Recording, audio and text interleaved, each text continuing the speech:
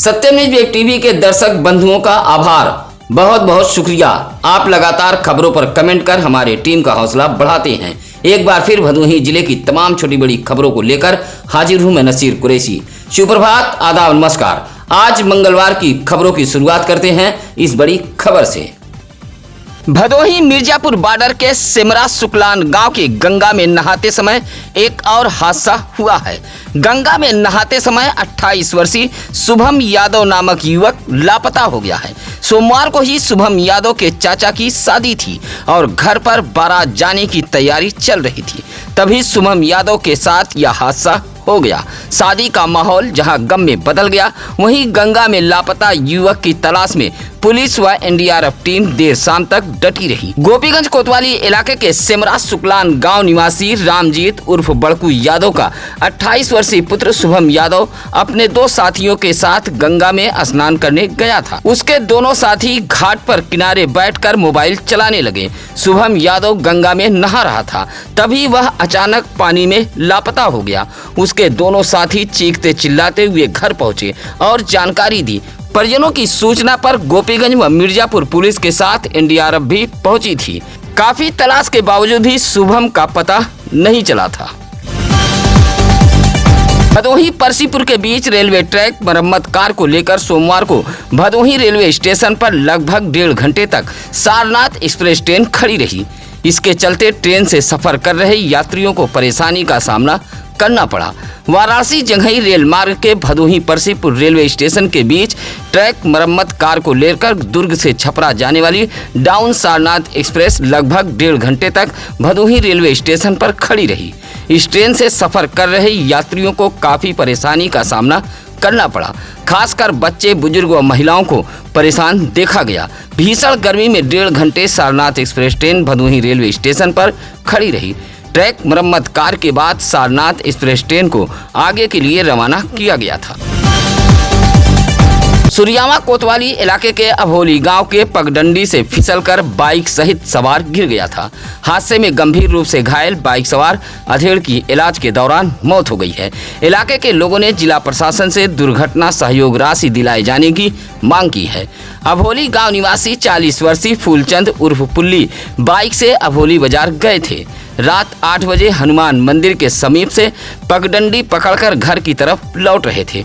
बीच रास्ते पर बाइक अनियंत्रित हो गई और पगडंडी किनारे गड्ढे में गिर गई थी, जिससे फूलचंद उर्फ पुल्ली गिर गए थे और सिर में गंभीर चोटें आई थी। इलाज के लिए अस्पताल में भर्ती कराया गया था, जहां मौत हो गई। फूलचंद उर्फ पुल्ली मजदूरी कर परिवार का भरण पोषण करते थे। 3 लड़का व 2 लड़की हैं। अभी किसी की शादी नहीं हुई है। आर्थिक हालत ठीक न होने के कारण पूर्व प्रधान राकेश कुमार गौतम ने फूलचंद उर्फ पुल्ली के परिवार को दुर्घटना राशि के तहत आर्थिक सहयोग दिलाए जाने की जिला प्रशासन से मांग की है। औराई के उग्रसेनपुर गांव में आई बारात के द्वार पूजा के दौरान बड़ा हादसा हुआ है। द्वार पूजा के दौरान छुड़ाए जा रहे 12 आवाजा से झुलसकर आधा दर्जन बाराती व घराती घायल हो गए हैं, जिसमें महिलाएं, बच्चे भी शामिल हैं। उग्रसेनपुर गांव में गोपीगंज के जौहरपुर से एक बारात आई हुई थी। रमाशंकर विश्वकर्मा के यहाँ बारात आई थी। रात करीब 11 बजे द्वार पूजा के दौरान बाराती 12 आवाजा छुड़ा रहे थे, तभी अचानक 12 आवाजा बारात की तरफ घूम गया। हादसे के बाद बारात में अफरा तफरी फैल गई। लोग इधर उधर भागने लगे। हादसे में उग्रसेनपुर के अमवा माफी निवासी ममता विश्वकर्मा, अभी, चंदा, परमिला, गणेश नामक जैसे घराती बाराती झुलस गए थे।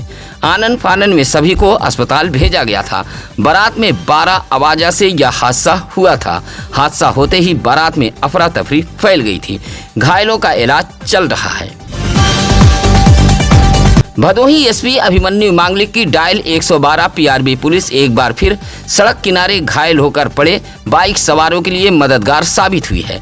गंभीर रूप से घायल 3 बाइक सवारों को पीआरबी 5527 के जवानों ने सरकारी अस्पताल पहुंचाया था, जहां 2 की हालत गंभीर होने पर डॉक्टरों ने रेफर कर दिया था।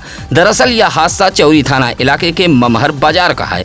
चौरी के सरबतखानी निवासी 35 वर्षीय अर्जुन बिंद अपने रिश्तेदार सरोही के पूरे मुड़िया निवासी 42 वर्षीय रामधनी बिंद व भीठी के बरौत निवासी 38 वर्षीय भीम बिंद को बाइक पर बैठाकर ममहर बाजार गए थे। लौटते समय ममहर बाजार में ही सामने से आ रही एक तेज रफ्तार बाइक ने टक्कर मार दी थी, जिससे तीनों घायल हो गए थे। तीनों घायल होकर सड़क पर पड़े थे। सूचना पर पीआरबी 5527 के कांस्टेबल कृष्णानंद चौबे, राहुल राय व चालक कृष्ण कुमार दुबे मौके पर पहुंचे और तीनों घायलों को सीएससी भदोही में भर्ती कराया था, जहां अर्जुन बिंद व भीम बिंद की हालत नाजुक होने पर डॉक्टरों ने रेफर कर दिया था। टक्कर मारने वाला चालक बाइक छोड़कर मौके से फरार हो गया था। औराई के इटवा गांव में पेड़ पर चढ़कर आम तोड़ते समय बड़ा हादसा हो गया है। 25 फीट ऊंचे आम के पेड़ से गिरकर एक व्यक्ति गंभीर रूप से घायल हो गया था। परिजन सीएससी औराई लेकर पहुंचे थे, जहां हालत गंभीर होने पर डॉक्टरों ने रेफर कर दिया था। इटवा गांव निवासी 29 वर्षीय जितेंद्र कुमार यादव अपने गांव के एक बगीचे के पेड़ पर चढ़कर आम तोड़ रहे थे। तभी अचानक पैर फिसल गया और नीचे गिर गए। गिरने से पैर में गंभीर चोटें आई थी। डॉक्टरों ने प्राथमिक उपचार के बाद मिर्जापुर के लिए रेफर कर दिया था। पेड़ गिरते ही हड़कंप मच गया था। भदोही नगर पालिका परिषद के अधिशासी अधिकारी डीएम के आदेश को भी अपने ठेंगे पर रखते हैं। भदोही नगर पालिका के वार्ड वासियों की समस्याओं को अनसुना करने वाले अधिशासी अधिकारी अब भदोही जनपद के जिला अधिकारी शैलेश कुमार के आदेश को भी मानने को तैयार नहीं हैं। शायद आपको याद होगा, अभी हाल में जिलाधिकारी शैलेश कुमार भदोही शहर के दरोपुर में बने आसरा आवास का निरीक्षण करने पहुंचे थे। आसरा आवास में फैली गंदगी, जाम नालियां व सीवर को लेकर अधिशासी अधिकारी को फटकार लगाते हुए एक हफ्ते के अंदर व्यवस्था सुधारने का निर्देश दिया था। जिलाधिकारी के निरीक्षण को 15 दिन बीत गए। जिलाधिकारी के आदेश के बावजूद भी अभी तक समस्या का समाधान नहीं किया गया। अंडरग्राउंड नाला पार्क इंटरलॉकिंग कराने का डीएम ने निर्देश दिया था, लेकिन अभी तक अधिशासी अधिकारी एक भी बार आसरा आवास कॉलोनी झांकने तक नहीं पहुंचे। भदोही नगर पालिका के अधिशासी अधिकारी डीएम के आदेश को भी अपने ठेंगे पर रख रहे हैं। औराई ब्लॉक के खरगपुर गांव में जर्जर व सरकारी पुलिया पर आए दिन हादसे हो रहे हैं। पुलिया इतनी सकरी है कि 4 पहिया वाहन इस पुलिया से नहीं गुजर पाते हैं। साथ ही पुलिया के दोनों छोर क्षतिग्रस्त हो गए हैं। आए दिन हादसे के साथ वाहन पलट रहे हैं। इलाके के बसारत अहमद, दसवीं बिंद, नसरुद्दीन, समीम जैसे ग्रामीणों ने बताया कि खरगपुर गांव की यह पुलिया हादसे की सबब बन गई है। पुलिया के दोनों तरफ रास्ता काफी जर्जर हो गया है। आए दिन पुलिया पर वाहन हादसे के शिकार हो रहे हैं। सोमवार की सुबह 9 बजे एक बोलेरो पलट गई थी। बोलेरो गांव का ही साहिल नामक चालक चला रहा था। मशक्कत के बाद सड़क किनारे उतरी बोलेरो को बाहर निकाला गया था। इलाके के लोगों ने पुलिया की चौड़ाई बढ़ाए जाने की मांग की है। कोटेदार के खिलाफ की गई शिकायत के मामले में औराई पूर्ति निरीक्षक की बड़ी धांधली सामने आई है। एआरओ के फीडबैक से झूठी रिपोर्ट की पोल खुल गई है। औराई एसडीएम बरखा सिंह ने शिकायतकर्ता को बुलाकर अब बयान दर्ज कर लिया है।